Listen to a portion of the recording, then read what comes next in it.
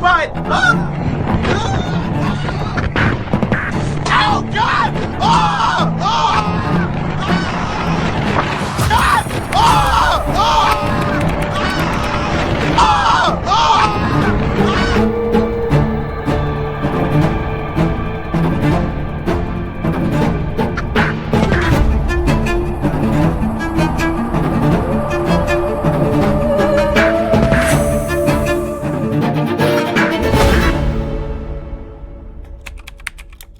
No need to worry. Gig 1 was designed from the ground up to solve all the problems of traditional plastic toilets.